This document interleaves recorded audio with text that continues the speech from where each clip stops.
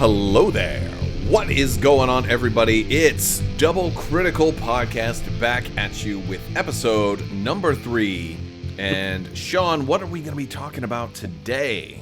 Today, we'll be doing Subfactions, which we've been looking forward to for a while because we have lots of ideas.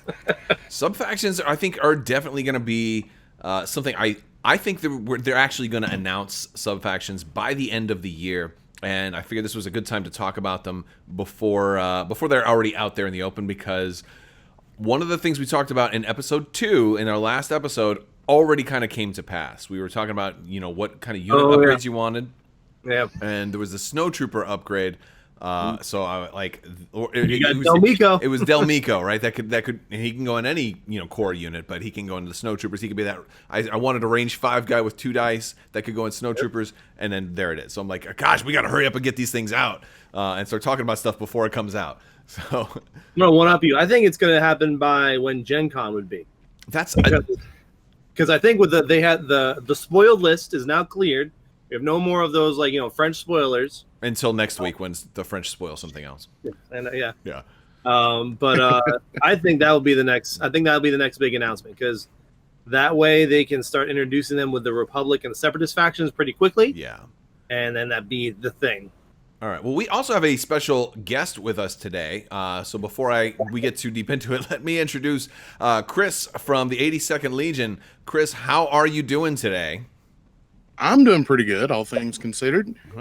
Enjoying the time at home, I guess you could say. A lot of us are trying to enjoy the time at home. For anybody who's not familiar with the 82nd Legion, why don't you guys tell us? Why don't you tell us about what you guys do? We are the casual kitchen table. We're gonna drink while we enjoy the game podcast. Ain't nothing wrong with that. Yeah, absolutely. I'm at any tournament, and there's generally a bottle hiding in my tournament kit somewhere. All right, that sounds pretty good. I will confess to have. I think most of my games I have at least a little something to drink. Not all the time, but at least the games in the evening. Maybe not. Yeah. The last prime I was at, I started drinking at 8:30 in the morning. Oh my. I did that for my last Armada Prime. I lost my first round really bad. We broke for lunch and there was a bar, so I went over and drank a couple of beers. And I'm kind of a lightweight, so I came back and I just didn't care about the rest of the day. I'm like, you lose your first match and you're probably not going to make the final table. So I'm like, yeah, let's just have a good time with the rest of the day. Exactly. I have a horrible habit about eating lunch with my round 2 opponent. Oh yeah. Play a game, go eat, eat lunch with my round 2 opponent, and then we look at each other when pairings come out and said, "Well, we would have done stuff differently had we known this." Yeah, I wouldn't have told over lunch. I wouldn't have told you my entire strategy is to lure him into a false sense of security. I'd say the linchpin is if they kill my Vader, it's over. Yeah. But yeah. All right. So and I was running Vader triple sabs. I don't like losing Vader, and that happens to me lately. Every time I've tried to run Vader, I lose him way too early, and so it's just it's sad times. So we've had a lot of stuff kind of get spoiled recently, but here on this podcast, we're not going to talk about all those great spoilers. A little bit, because the one was one we predicted, but all the other podcasts are talking about all the new stuff. So we're going to talk about the stuff that's so new it doesn't even exist yet, and that's our wish list, because that's kind of what we do here on Double Critical. We talk about wish list stuff, speculation, all the kind of things that we think would be really cool. And this time we're talking about Subfactions. Now, while this is kind of wish listy, we're going to certainly get into wish lists, but we did kind of get some hard truths that Subfactions is something that's in the queue. Alex Davey and Luke Eddy talked about this, I think last year, somewhere around Adepticon or Gen Con or something like that. I want to say I think it was Gen Con. Yeah, it was around that, because they weren't at Gen Con last year, because I was there and I was looking for them, but it was on like one of the Trooper podcasts, like either Notorious or Fifth. It might have been on one of the. It might have been on one of those, or when FFG started doing their FFG live streams. I think it was in the first big Legion live stream they did. And I think that was about the time when they stopped putting Alex Davey on, because he was spoiling too much just in his casual conversation. But he had let loose that they were looking at doing things like Gungans and Geonosians or something like that. Like these were just like examples. He didn't say that they were doing those specifically, but he said like, oh yeah, and we'd love to get into things like this, and then of course my ears perked up, and they have not yet ever gone down. So that's got us talking about this. So and while I do want to ask you guys what are some of your favorite like wants or wish lists for specific sub-factions as far as just like the units you want to see, I'm gonna start here because they already stole my thunder, and because even before they announced it, it has been and will be for a long time absolutely 100% Gungans. Gungans, absolutely want Gungans, and it's funny because I came full circle. I was one of these people that did not like the prequels. Like I probably liked them when I saw them in the movie theater because I thought that was the only Star Wars we were ever gonna get again. But then like within a week of walking out of the movie theater, I was just like, you know, making fun of them just like everybody. I was on the bandwagon of, hey, let's hate the fandom that I love, you know. So I'm trying not to be that guy anymore. But so now I look back at the prequels because it's been so long with adoration, you know. And so the Gungans I think would be great just because Jar Jar Binks was silly. Most of the other Gungans were actually they were a warrior race. Yeah, like you know, it's the one general guy with the big long mustache. I always thought he was pretty cool. Actually, Captain Tarpos and Captain Tarpals, and you've got Boss Nass, who is a real big dude, and then you got he's commander. He's commander all day. Absolutely commander. I want to see Jar Jar Binks as a commander. I want a mounted version. He's got to be an operative. 2 versions. Yeah. I mean, like 2 cards, same box. I don't want to buy it twice. Yeah, I agree. No, you know what? It makes more sense for him to be an operative, probably for most of the time. But like, even like when he was in the Senate, he wasn't like he didn't really help. He just like gave power to Palpatine, kind of thing. You know.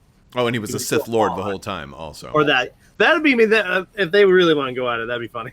That would be hilarious if they really made him a Sith Lord.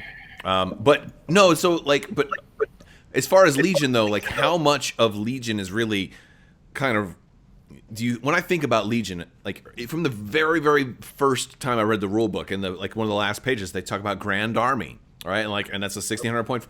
Who was the first Grand Army we saw? We have a Grand Army. I mean, like that was and then granted later on they talk about the clones as being a Grand Army of the Republic. But Jar Jar Binks' Grand Army was the first Grand Army, so I feel like clones were a thought of this game ever since the beginning, since the concept. I mean, you've got like, lots of different units available. So in addition to the Captain Tarpals, Jar Jar Binks, Boss Nass, you've got all these guys with the shields, right? Yep. I could imagine them being a core unit that doesn't even have any ranged weapon, right? But then you give a heavy who's got the Boomba, those blue water balloons that they've got. You've got the big dinosaurs. Ramba. You've got the Velociraptor, the smaller dinosaurs like the speeders. Eope. The Eope. Eope. See, I don't even know their names, right? But they could be like your Tauntauns, right? Trying to remember now. Yeah, and then you also have another one that's just kind of like a storage one that just carries all of the bigger Boombas. I'm sorry, it's not a Ramba, it's a Famba. The big guys are called Fambas. A Roomba is the little vacuum cleaner that is automated and it goes around the house while you're away. But so that's kind of my wish list. I want to have that Naboo Gungan army. But like, do you guys like? So I'll open it up. Whoever wants to go first, if you guys have a wish list. I'm looking forward to Ewoks for Rebels. That would be good. Give me some Wicket and some really janky battlefield modifying stuff.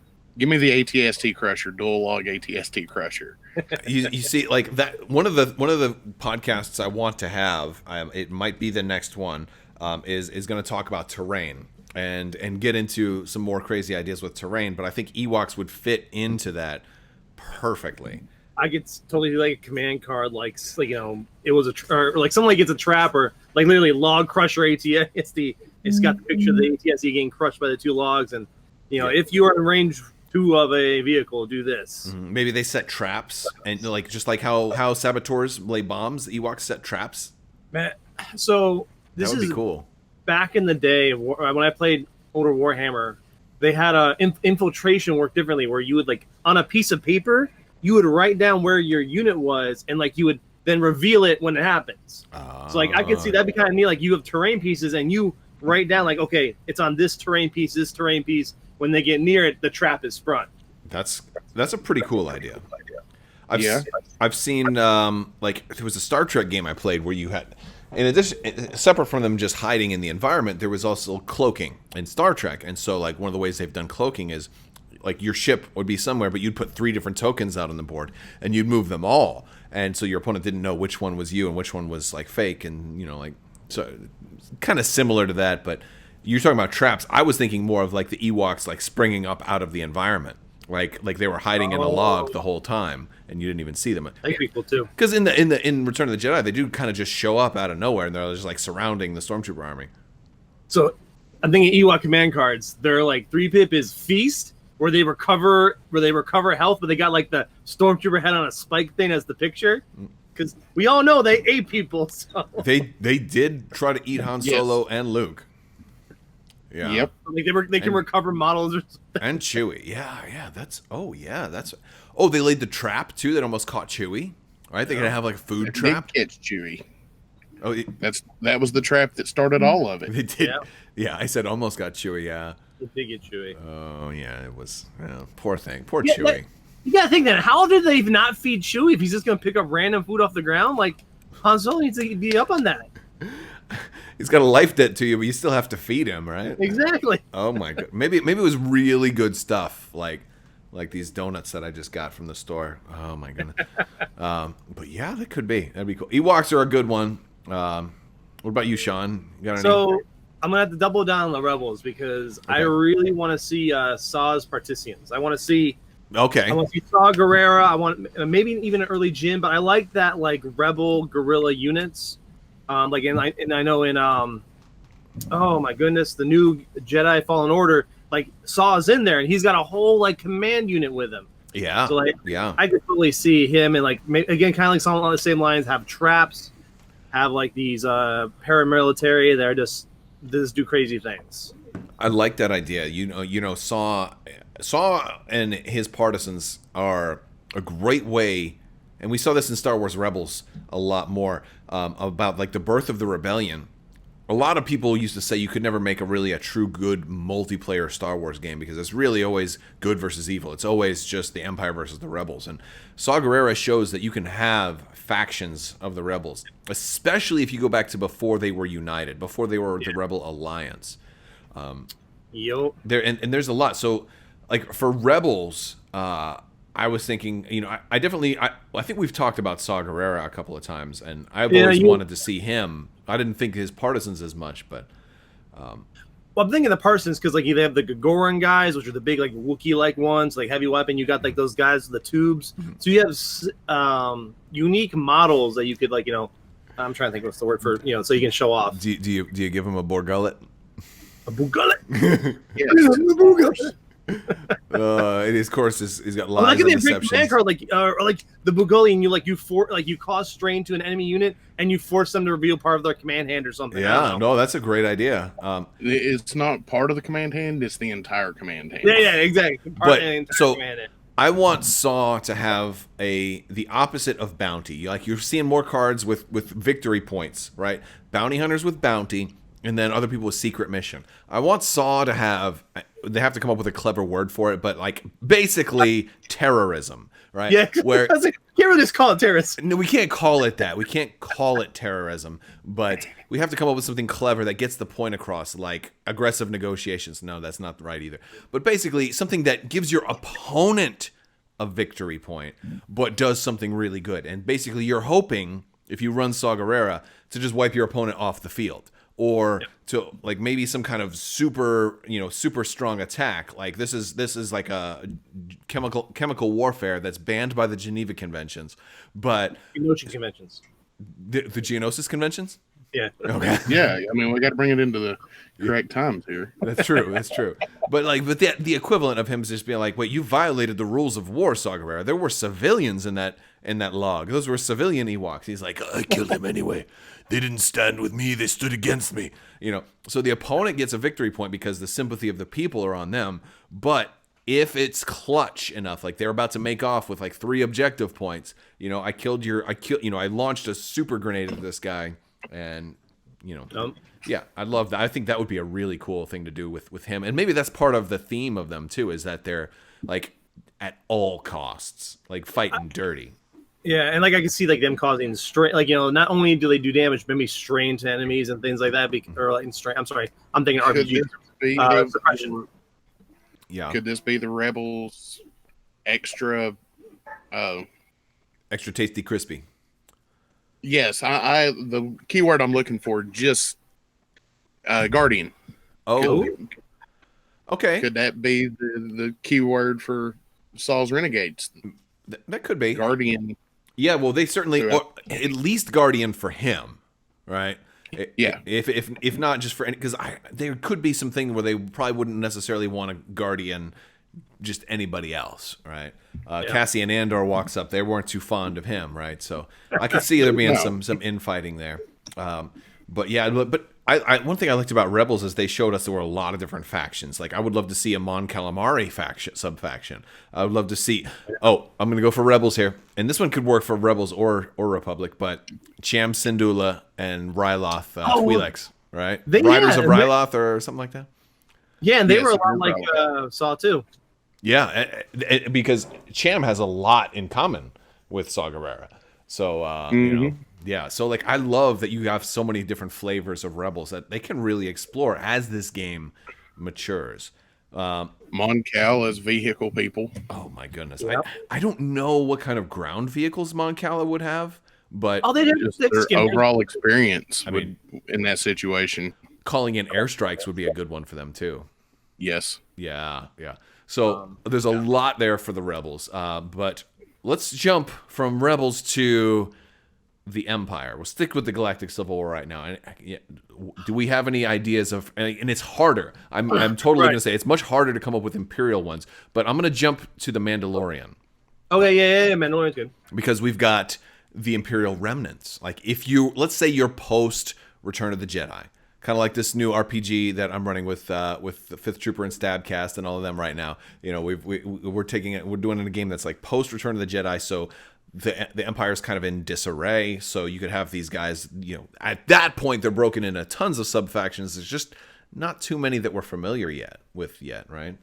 So maybe Gideon, I can see him being a subfaction guy, Moff Gideon. Yeah. Also, where's Mando fit in at this? I don't think he fits in the Imperial side. Well, that's something that's an interesting one because I'm gonna hold that thought because I want to come back to I'll just say the Mandalorian. I'm not gonna. Some people may not have seen it yet, but so let me put out a spoiler warning. We're probably gonna talk a little bit about the Mandalorian and some things that were in the final episode. So a little bit of a spoiler warning. If you haven't seen the Mandalorian yet, please go watch it. It's some of the finest. It's one of the finest things ever to grace your computer screen. So, but if we go with that, the Imperial remnants, if we go with Moff Gideon, you've got a lot of stuff already that can work with him. Between that incinerator, the incinerator flame trooper, that upgraded E-Web with the E-Web Mark II. Yep. So go along the line of the Imperials, but I'm gonna keep it more Rise of the Empire. ISB. Create the ISB as a faction where you have operatives, more strike teams, maybe undercover kind of guys that do traitor mechanics and things like that to the enemy. And you can put Callus in with that? Exactly. Callus, Wolf Yularen. Wolf Yularen, a great idea. And you know what? I could see Thrawn fitting in that regard too. That's true. They used him a lot. He was friendly with Yularen, and he was certainly friendly with the ISB, and he certainly kind of plays into some type of subterfuge. And that would be a very different play style from the Imperial gun lines that you see. I could see him as like spec op forces, getting close kind of thing. Yeah, that's really interesting. I hadn't thought of that one. That's pretty good. It just occurred to me because I'm thinking what could be, because a lot of things I think Imperial, I think of subfaction wise, I think after the Empire fell, well then all these renegades come up and having their own unique identities. Well, within the Imperium, the ISB were definitely different because they helped the Imperials, but no one wanted ISB around because that meant something was going down that was possibly you were involved in. There's I'm gonna throw another one at you. All right. Let me know if this one might be harder to do, but we'll have to see. What if you were to do I don't know if they're actually considered a core Now, I don't mean core as in unit, but like a core as in more of a, the grouping.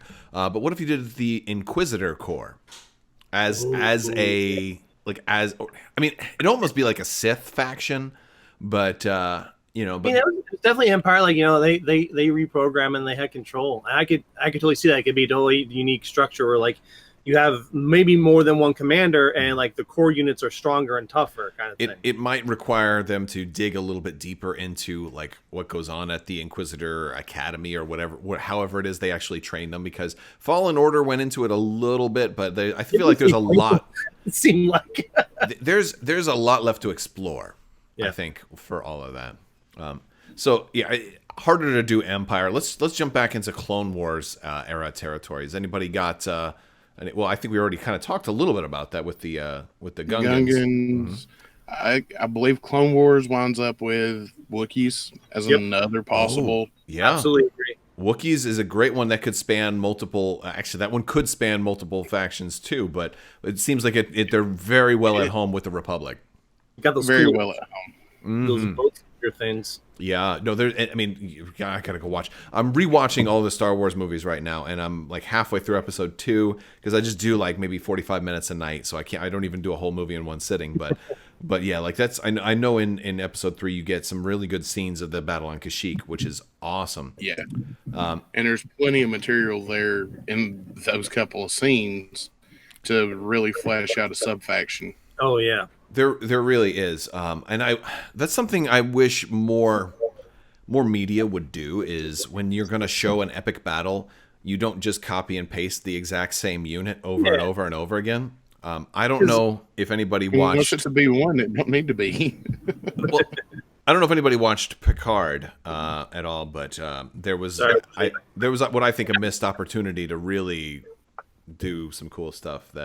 Great show, by the way. If you're a Star Trek fan, Picard was really rewarding, but I won't get too off topic. But they did write in the movies in episode 3 when they show like a lot of different ships, and actually episode 3 was probably the best for the warfare component because you got to see so much. Yeah, so much of Legion, especially Legion and Clone Wars, probably came from episode 3. Yeah. Separatists, Nightsisters. We talked about before, but like Nightsisters would be totally big subfaction. Absolutely. Oh yeah. Nightsisters would be. Their little energy bows. Yeah, they've got the melee, they've got the range with the energy bows, and then what do they use? What do they use for melee? Swords. Do they have whips or something like that too? Maybe in your imagination too. maybe that's wishful thinking. No, yeah. Mother Talzin. And then, of course, you have all of those. The undead versions. That's a great one. I was thinking of the Zabrak colony that's there. Oh, yeah, Zabrak. Yeah, they could be their own. They could be their own faction because there's the core undead. You have core and Zabrak Night Warriors. Then you have the Nightsisters themselves as like your special forces. And then you've got Maul and Savage Opress. And oh jeez, Mm-hmm. I would love to see Maul and Savage Opress. They would be I love to see Maul, but Savage Opress would be super cool. He was just a different character. So we talked about Maul a lot in the very first episode of this podcast, but I think the first way you do Maul is as an operative, and you give us that Phantom Menace, like the most iconic version of Darth Maul as an operative. But when it's time to do Commander Maul, I think there's a couple ways you can do it. If they add him to the Obi-Wan show when he's Crimson Dawn or whatever, something like that, I think Mandalorian kind of Clone Wars season 3, season 4, maybe Darth or Maul is a great way to do a Commander Maul, and you could give him teamwork with Savage Opress or vice versa. That's just a great way to do it. But Savage would definitely be operative. Oh yeah. Yeah. He didn't command anybody. He just beat the heck out of people. Yeah. So no, I like Nightsisters. I want to jump back to the Republic a little bit before jumping into CIS because I think CIS has the most. So going back to the Battle of Naboo when we talked about Gungans, how about actually Naboo's volunteers? Here, Naboo Security Force. The Naboo Security Force. Yeah. I could see it, but it's only like one literal group. Like it's one unit. Like I said, I've been watching the Clone Wars again, and after watching it again, I noticed a lot of uniform variety from the Naboo volunteers. Also, after reading some of the books, that like even though they're objectively not my favorite books, but the Padme book about like her and her handmaidens or whatever, like they were all like badasses. Like they were trained like special forces. So if they were also her protectors, so you could actually have her handmaidens, like entourage handmaidens or something like that. And maybe that's the only way you can deploy them. So I could see something like that. I have one more for the and then they had the speeders though too. They had several different types of land speeders that went on Naboo, and they were strong too because they blew up a freaking AAT with one shot. So I really need to rewatch Phantom Menace. It's been a while. Yeah, no, dude, I'm telling you, like the prequels were like they've aged very well in my mind. So I watch them again, and it's like it's much easier, especially since you play games like Legion now or other games like that. You're watching with a different set of eyes. So I think that's an option. What do you got? Another one for the Republic. Saw's rebels on Onderon. There was the whole thing with him and his sister, Steela, and Ahsoka and Obi-Wan training them up and everything. That's where we got the slow roll the grenade into the shields kind of thing. I was watching that one just last night, I think, actually. But yeah, no, that's great. He's a great character. There's so much more from like, especially when you watch the Clone Wars cartoon show. Like it's. And I've been going through that. I'm on like 3/4 of the way through season 4 now. Mm-hmm. It's full. It's so just much. Every episode is like a treasure trove of stuff. Mm-hmm. No, absolutely. All right, and I'm going to do a one that I think a lot of people may have glossed over for the Republic, and I would go with the Jedi. Like, straight up the Jedi, like before the Clone Army. And that was kind of one of the things that set the scene for episode 2 is that the Jedi were like being exhausted because they were having to like maintain peace everywhere and without an army, and it was like taking a toll on them, and they were spread too thin and blah blah blah blah. Well, I would love to see like a Jedi subfaction that focuses exclusively on them, and perhaps like some of the temple guards and like temple guardians, and you might even be able to get into like some of the royal, like the Republic's, like what are those blue royal guards, the Chancellor's guards, the Coruscant, the senatorial guards or whatever. Yeah, I don't know if they belong with I don't know if there was some crossover in their train. They might have. Maybe. I would bet that like somebody like Mace Windu like taught them at least some basic, like here's some good techniques in case a Sith shows up, right?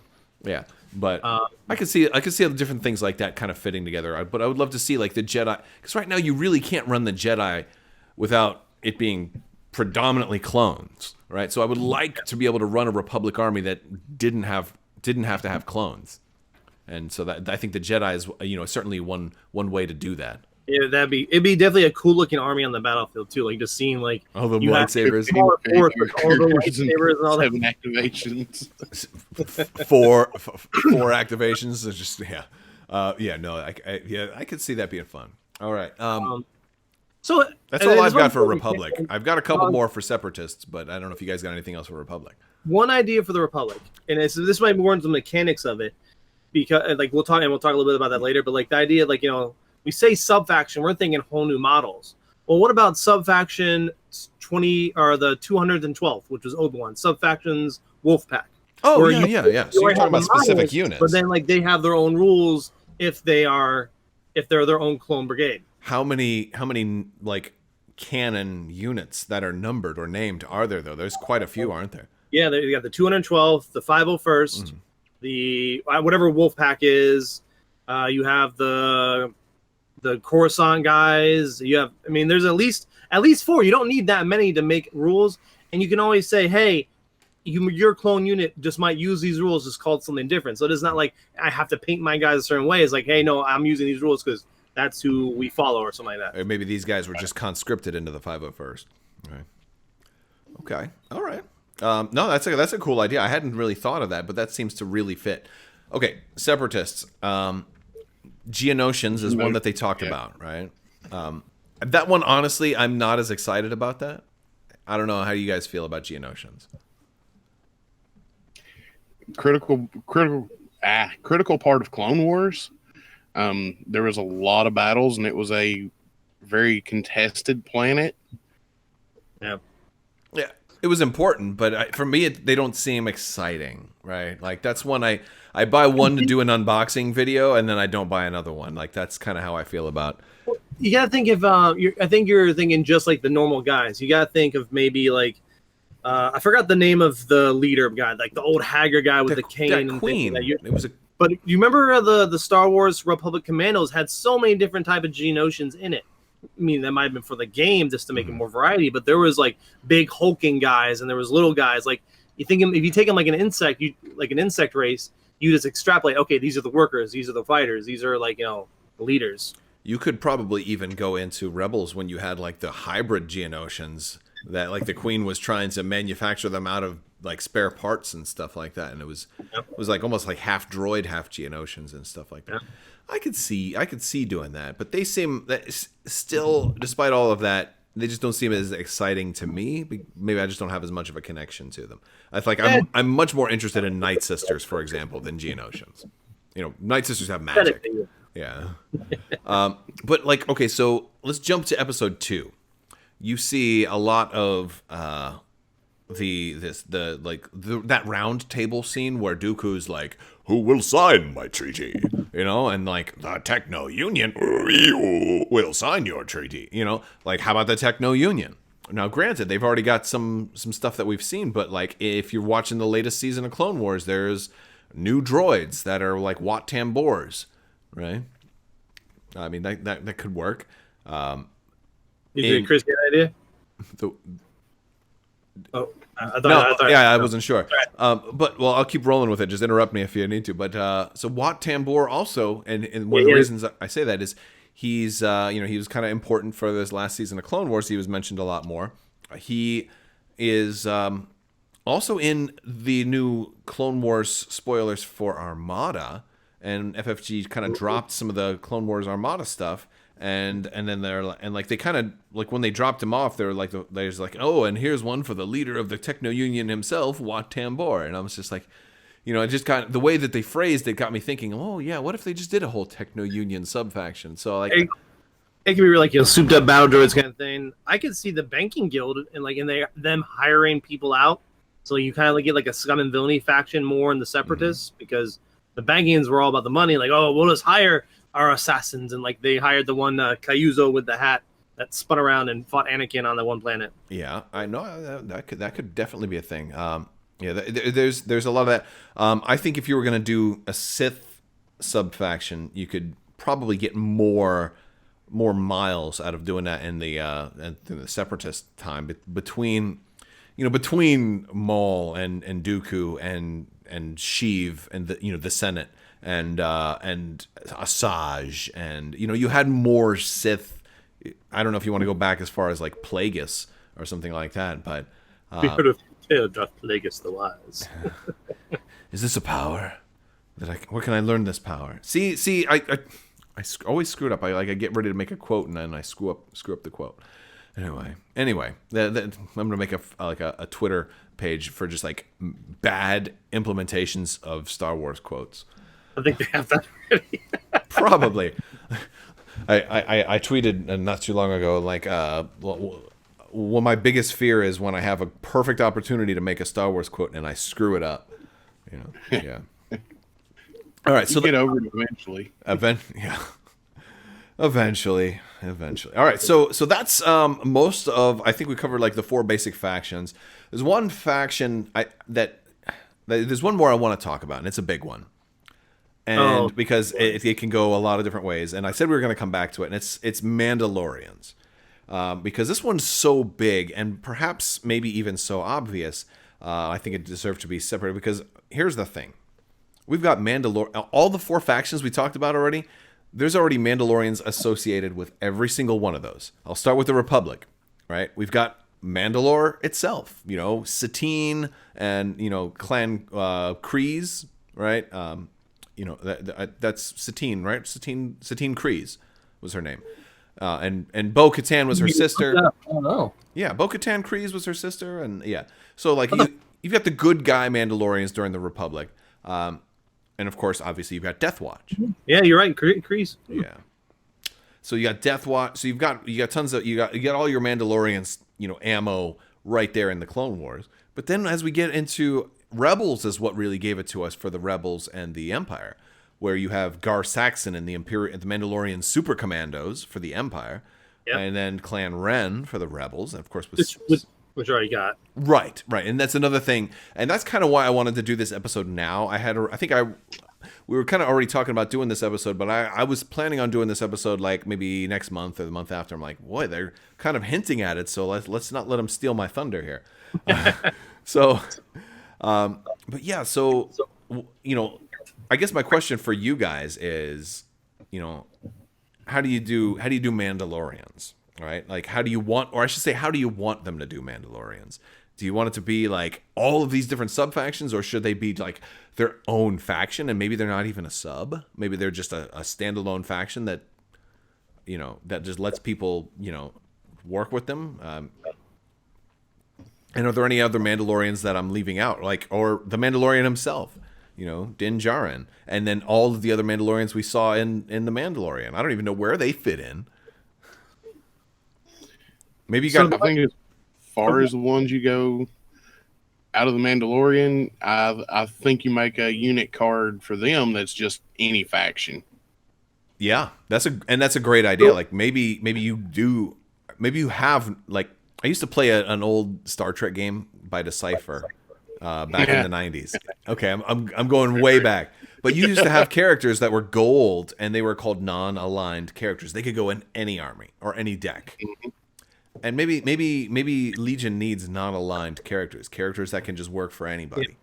See, that's where I see the Mandalorians. Like basically, I'll even throw a little bit of not wrench, but a little difference in it. So you have your non-aligned unit card or things like that, but you have unique characters for each faction. So yes, everyone can hire a Mandalorian, but only the Rebels can get like Sabine and the Clan Ren. Only the Imperials can get Boba Fett and Jango, and Boba Fett and Death Watch. Gar Saxon, right?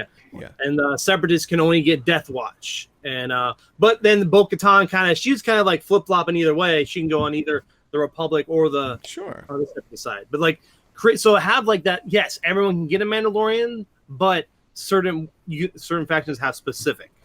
No, I like that, and that's going to really cause people to buy lots of different units. That could be the first type of unit, especially if they made a core unit. That could be the first one you buy more than 6 of, because you maybe want to paint 6 of them for Empire colors, and then paint 6 of them for separate. Oh man, that's like we're giving. I'm sorry, everyone. I didn't mean to give FFG ideas. Yeah, that could be really cool, and that would also really hit on the how do we do. How do we do them? Because I think I don't exactly want a scum and villainy faction proper, because it just seems like it's way too wide out in the open. I do want a way to field scum and villainy, but it's not like I don't expect Jabba the Hutt to be in an army with Cad Bane, and and you know what I'm saying? Yeah. I could really see. I think a scum and villainy would be they can make it a completely different kind of faction. I mean, this is we're not talking about sub-factions. We're talking about a faction now. Like I think scum and villainy, you can just make it then crime lords, and then your sub-factions be each you can be the Sun, Crimson Dawn, Jabba, Concord Dawn, or what are the I forgot what they're called. They deal drugs, and Ahsoka fought them a lot. Shoot. But there's all those different factions of the crime lords that I think you can have a faction. You can have a faction of scum and villainy, and then each sub faction be this unique units would be cool. Okay, yeah, and I mean, I could see them doing that. I guess it's obviously they've done that in X-Wing, but if I'm looking at the way X-Wing implemented it, the scum and villainy stuff really has no way for anybody else to use them, and I would love to be able to have a way for the Rebels to hire a bounty hunter. Like we saw that in the Clone Wars, where there were good bounty hunters that they hired. We're not bad bounty hunters. They hired us to defend their village, and you're like, oh, okay. The whole Aftermath series was about basically they hired people to hunt down Imperials. That's true. That's at least the intro to it. Yeah. So I think there's room in the galaxy for good bounty hunters, and bounty hunters for all walks of life. So. I want to talk a little bit more about how we actually different ways that we can implement sub-factions, or that maybe that we think FFG could implement sub-factions, because we talked about the different units that we'd like to see. But at this point, I want to talk about how do we really do it. So I'll start things off, and I'm going to reference another game that I thought has an interesting way of doing it, and that game is going to be Marvel Crisis Protocol.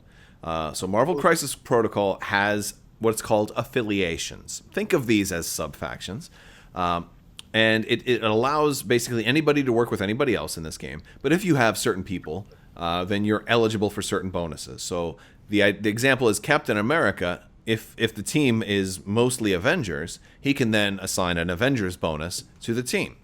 And how do you know who are Avengers? Well, assuming you didn't watch the movie, all right, or all the movies, there's a card that says these people are Avengers.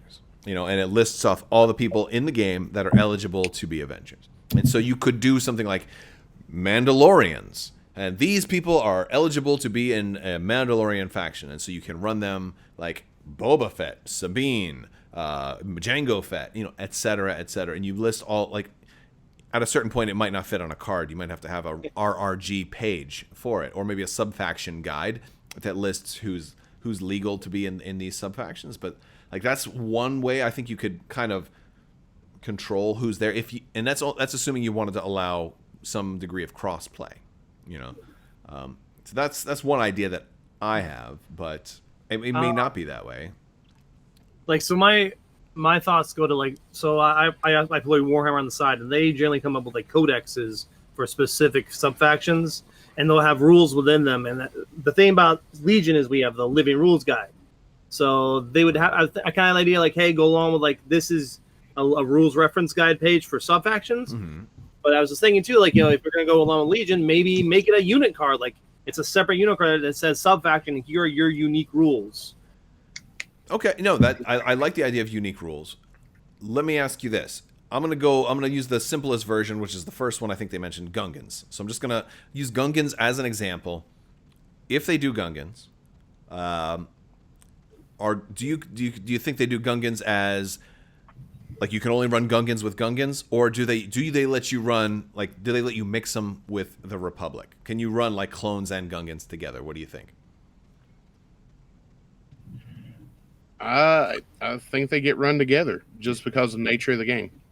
I agree. Yeah. Okay.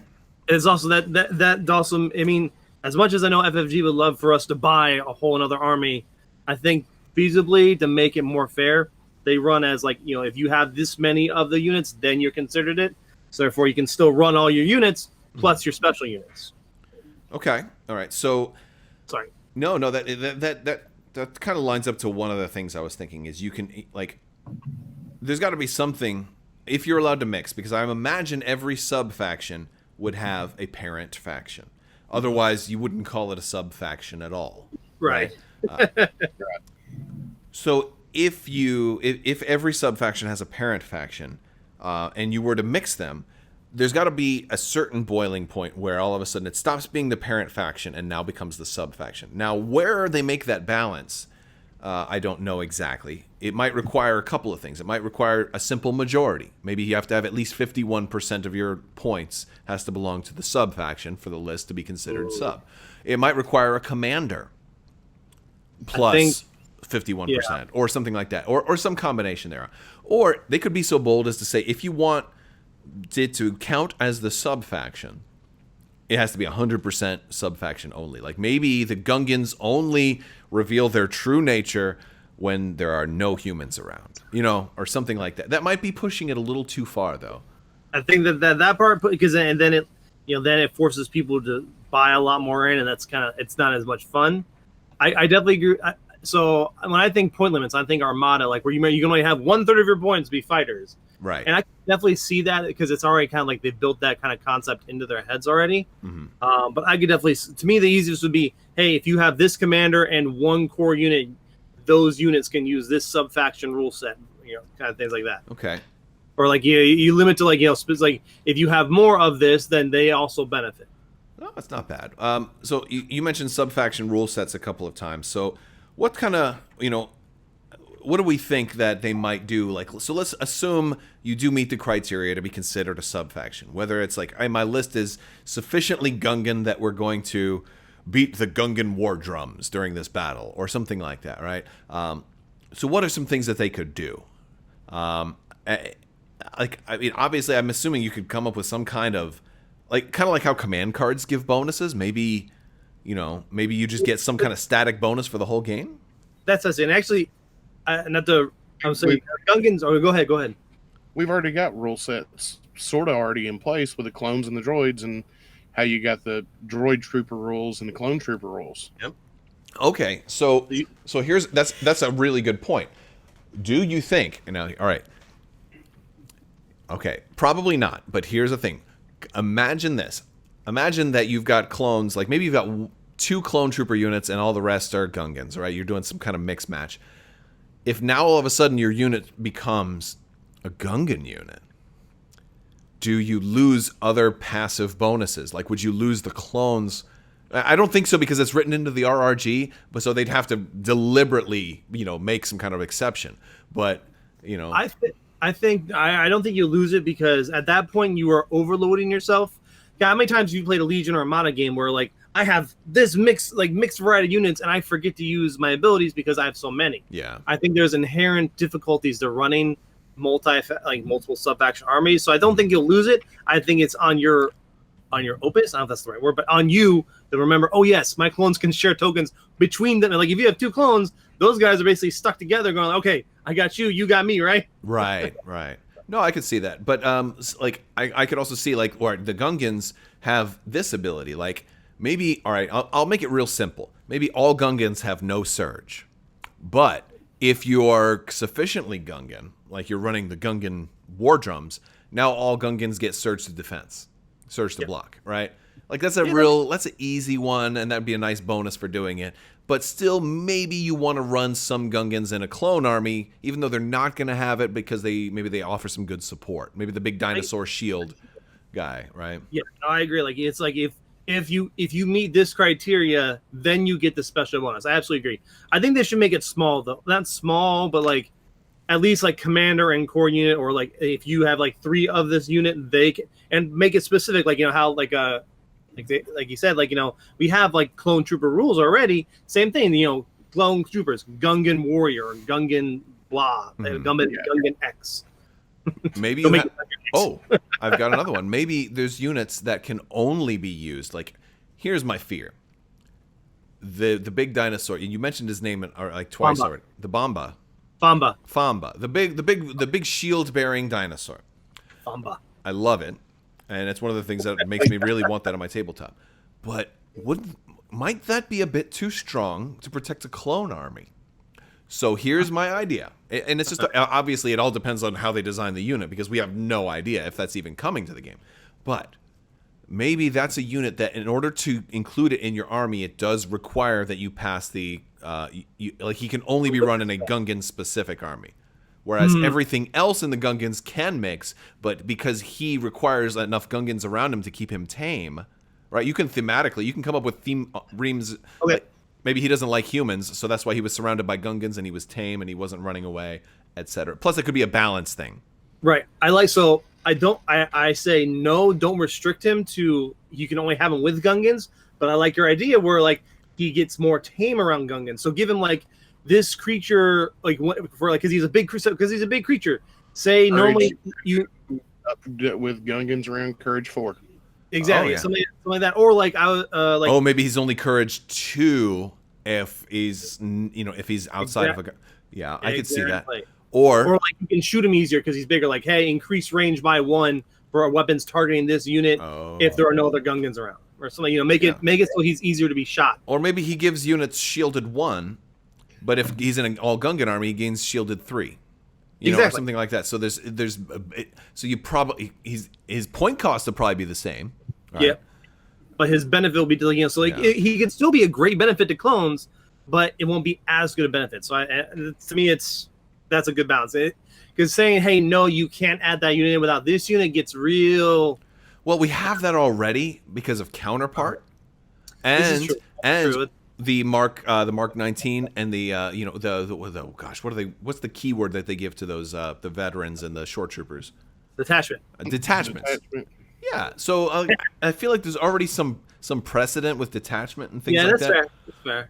That's fair. That's one way they could do it. And the cool thing is, not every subfaction would have to follow that formula. Not every subfaction has to have units that can't be run with the parent faction. But if in the case of like a giant shield providing unit protecting your clones that now have range 3 standby because you're running phase 2s, like that might be a broken combination. But it would probably work fine if you had these melee Gungans. Yeah, I'm thinking now though, like having that Famba, but then like get some phase 1s and they took control of it instead of the Gungans, like bash it. Oh my goodness, you would definitely do that. Armor on its head. You'd swap the heads out. You'd give them like spears and oh man, that's a cool idea.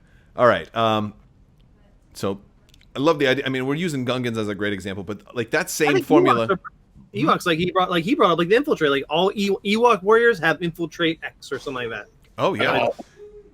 And you might need to be running a predominantly Ewok force if they're going to gain infiltrate, because one Ewok tagging along with a rebel army is probably going into foreign territory where he doesn't know the lay of the land. But if it's all Ewok army, they're probably fighting on Endor, or at least some planet where Ewoks are indigenous, and thus Ewoks know the lay of the land, right? So like, there's a lot of thematic ways you could, because I mean, where else would you get an Ewok strike force that's like 100% Ewok? You know? I mean, yeah, that's Ewoks just winds up being a really good one for rebels. I could almost see Entourage coming up as well. Wicked with an entourage of a unit of Ewoks.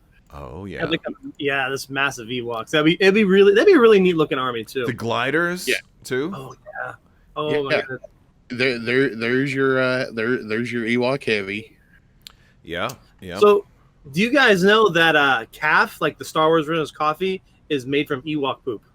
I do not believe you. I look it up. Johnson, look that one up. He's gonna get back to us.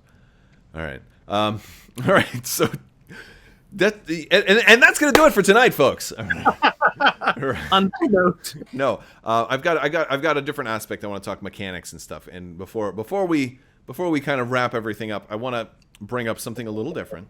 And it's, instead of subfactions just having special bonuses if you meet the subfaction, what if they had different list building requirements? Oh yeah. So I know you and me talked about this before. I have. So this is my idea is certain things. The two that seem like they'd be most easy to change the list building requirements for would be the Jedi and the Sith.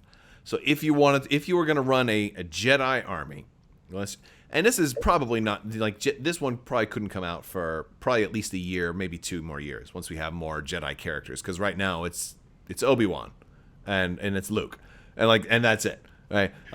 So we're suppose you could run 3 commanders and 3 operatives, or up to 4 commanders and up to 4 operatives, and you had no core requirement. Maybe you could run. Maybe you weren't allowed to run core, because maybe there's certain cards, like command cards, that would be a little too strong if you had core that were able to go in there and do.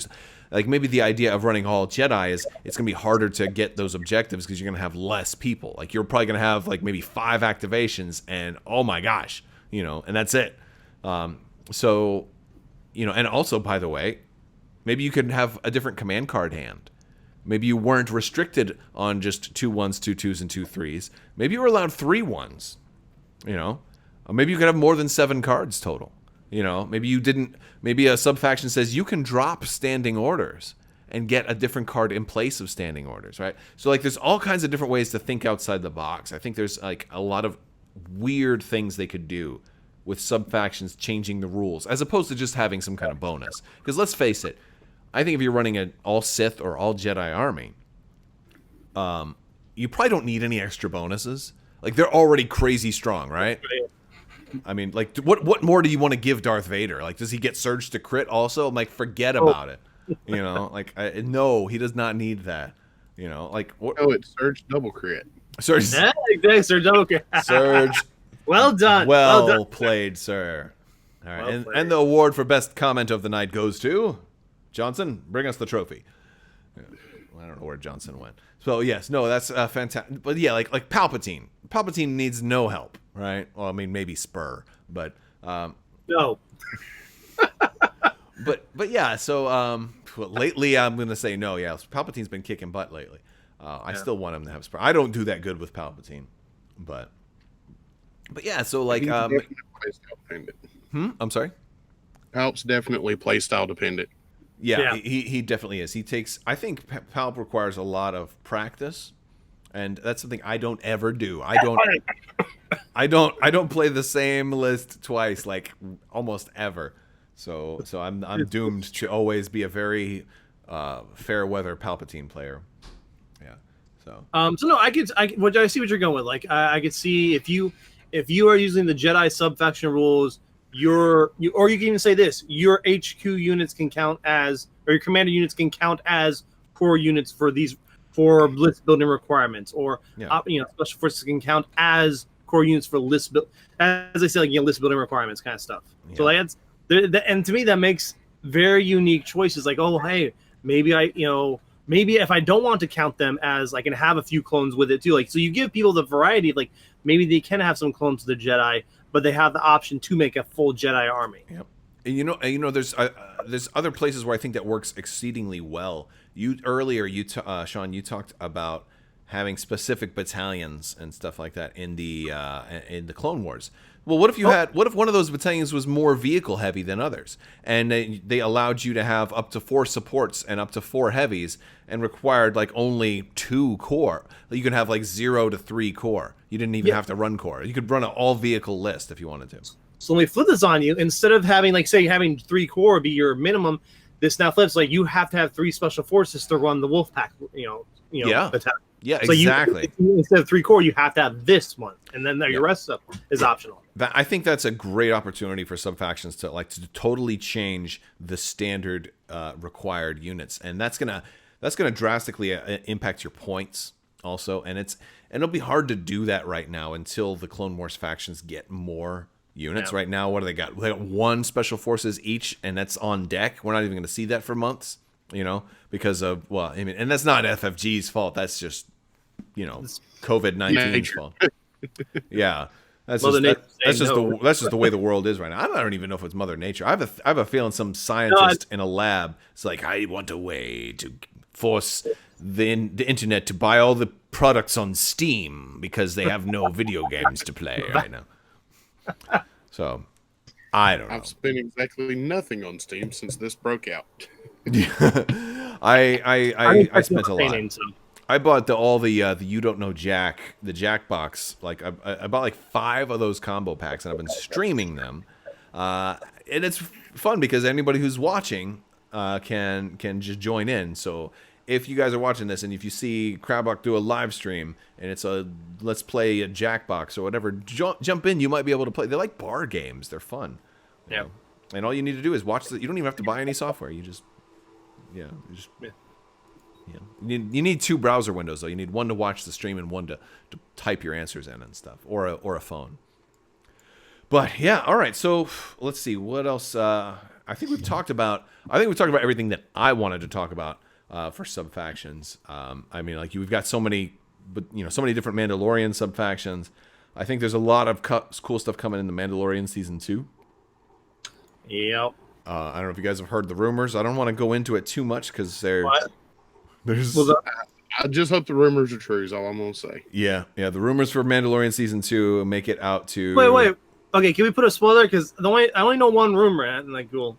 Well, there's really just one big rumor, but there was some art that Dave Filoni teased on his Twitter. What? I don't know about that. All I know is the AT person is going to be played by RD. Yeah, that's basically it. But there was a rumor that had 7567 to go with that. Oh my goodness, I don't even know what you just said. Is that a phone number? No, that's no. No, that's oh, I know who he's talking about. No, that's can we just say it? We're talking about Rex? Yeah, Rex. Thank you. Yeah, there was an image that had Rex in it, but from what I heard, no, it was a drawing. And Dave, I also heard that Dave Filoni had this on his Twitter before The Mandalorian even happened. So all it means is that's something that he likes.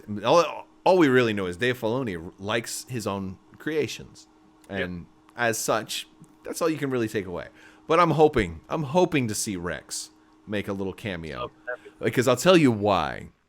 Since I think we're about winding down. If they are going to do Rex, you have Tamira Morrison come back to play Rex, because he was the original clone. You just age him up a little bit. But then, since you've got him on the scene, then you also kind of de-age him and be like, oh, by the way, we want you to also play Boba Fett. Done. Like, toss that season in the history books as greatest season ever. Come on, can we just leave Boba Fett dead? He's not dead. He was in season 1. He's the dude who kneels down. He was the black boots. It was totally Boba Fett. He had the sound. Boba Fett. He had the spur clicking. I was like, wait a minute. That sounds like when Mando walks. I think if you're gonna have Tamira come back to play Boba Fett, you can also have him put on a beard and play Rex. I think you can have him do it, man. There's a little meme of him out there, like he's out in New Zealand or something like that, talking to the camera, and he looks over and he goes, "Pack your things, we're leaving." And I'll be like, "Yes, sir. I'm packing my things right now. Where are we going?" I would do it. I don't know, but a lot of people feel differently about that. I think the first season of The Mandalorian was pretty strong and established the characters. But I wouldn't be heartbroken if they made us wait until like season 3 for Boba Fett. But either way, they've proven that they can do some cool stuff, so I'm excited about it. We still got months though, right? 6 months or so before we can truly get the hype train rolling. Didn't they said they're gonna release it early because all this jazz going on or something like that? No, they actually just finished filming right before all this Corona stuff happened. And the problem is there are other shows that have already wrapped filming that have delayed release because all the post-production, all the special effects, everybody isn't available in the studio.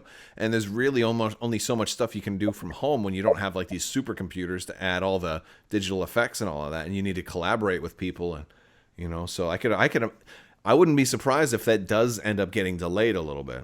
Oh, speaking of subfactions, the Cassian show, you might get like a Rebellion Intelligence subfaction.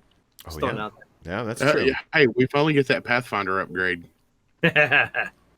Oh man, yeah. See, so that was last episode. We went crazy. No, I think the Pathfinder upgrade is going to come in the form of like what they're doing for the Empire right now. And if you got Inferno Squad dudes, like that can go in any unit. I don't anticipate them putting Mandalorians in any unit, but the more heroes we get, I think the Tristan got spoiled and like he's only Mandalorian resistance. Yeah. Yep. Yeah. So, but that's what I expect. I like that they did them asymmetrical, that they're not the same. It's not like the Mandalorians are the same as the Inferno Squad. Like they have similarities, but they're way different.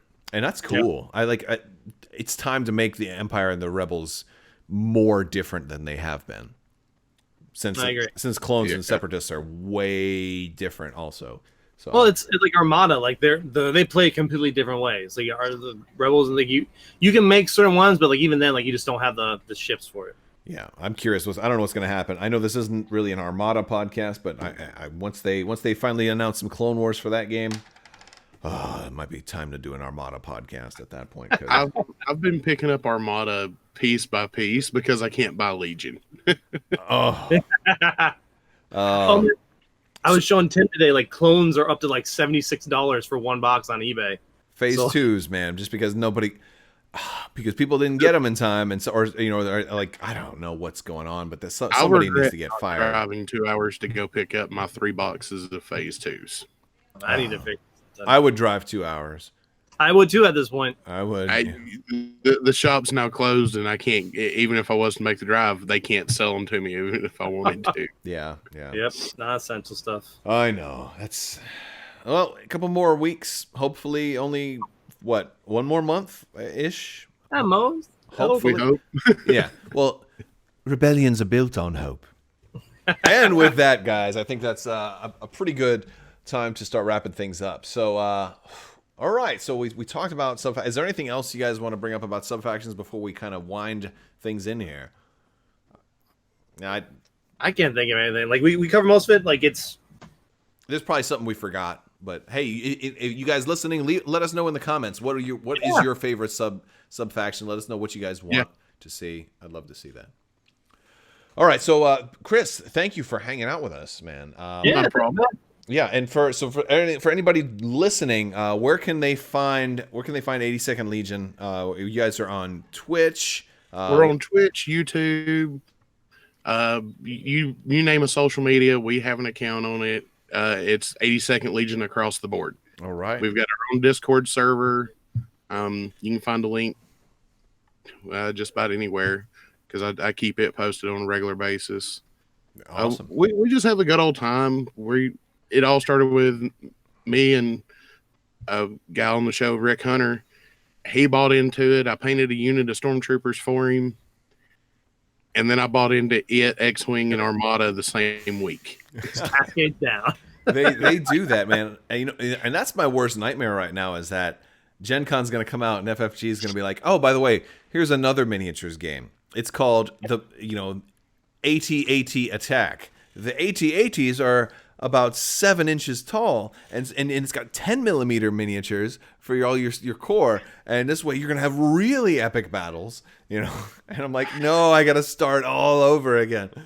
No, I mean at this point they're gonna have to kill a different game before I invest in a fourth. I will say though, from like years and years ago, like X-Wing is the perfect scale that I wish they would have done Legion in.